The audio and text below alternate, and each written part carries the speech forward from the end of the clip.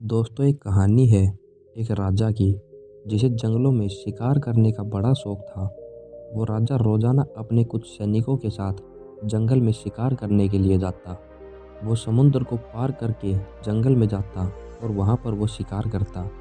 एक दिन वो राजा अपने छोटे बेटे को अपने साथ लेकर गया था। उस दिन वो शिकार कर ही रहा था कि अचानक तेज बारिश और तूफान आ जाता है और वो राजा अपने सैनिकों से अलग हो जाता है। और तेज बारिश के कारण राजा का बेटा पूरी तरह से भीग गया था और उसका बेटा बीमार पड़ जाता है। उस जंगल में और कोई नहीं था। देखते ही देखते अब शाम भी हो गई थी। थोड़ी देर बाद उस जंगल में से घोड़ों पर 3 लड़के आ रहे थे। राजा उन लड़कों को अपनी तरफ बुलाता है और कहता है, तेज बारिश के कारण मैं अपने सैनिकों से बिछड़ गया हूँ और मेरा बेटा भी बीमार हो गया है। क्या तुम मेरी मदद कर सकते हो? वो लड़के कहते हैं, क्यों नहीं। वो लड़के उस जंगल को पार करके उस राजा को अपने गांव के एक वैद्य के पास लेकर जाते हैं। वैद्य पूरी रात उस बच्चे का इलाज करता है और सुबह तक उसकी तबीयत में सुधार भी आ गया था। वो राजा खुश होता है और उस वैद्य को पुरस्कार के रूप में कुछ धन दे देता है।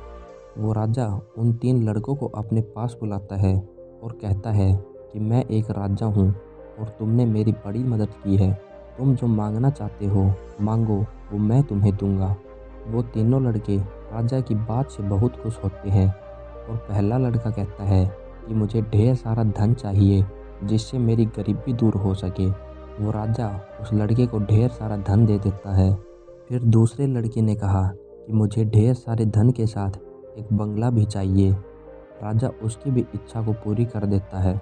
अब तीसरे लड़के ने कहा कि महाराज, मुझे ज्ञान चाहिए। मुझे एक अच्छे स्कूल में पढ़ाई करनी है। इसके अलावा कुछ नहीं चाहिए।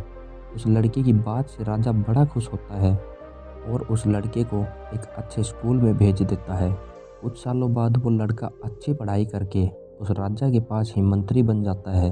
काफ़ी दिनों बाद राजा को अपनी जंगल वाली बात याद आती है। उसने अपने मंत्री यानी उस तीसरे लड़के को कहा कि तुम्हारे उन दोस्तों को बुलाओ, कहना कि महाराज ने तुम्हें याद किया है। दूसरे दिन वो मंत्री उन दोनों लड़कों को बुला कर लाता है। राजा पहले लड़के से कहता है, ठीक हो। तो वो लड़का कहता है, महाराज मैं तो कंगाल हो गया। जितना धन आपने मुझे दिया था वो सब खत्म हो गया। फिर दूसरे लड़के से पूछा तो दूसरे लड़के ने कहा कि महाराज मेरा भी कुछ धन चोरी हो गया और बाकी ख़त्म हो गया। अब मैं भी कंगाल हो गया हूँ। इतने में राजा मुस्कुराए और उस तीसरे लड़के यानी अपने मंत्री से कहा। उस मंत्री ने कहा कि महाराज, मैंने तो आपसे ज्ञान मांगा था और ज्ञान ख़त्म होने वाली चीज़ नहीं।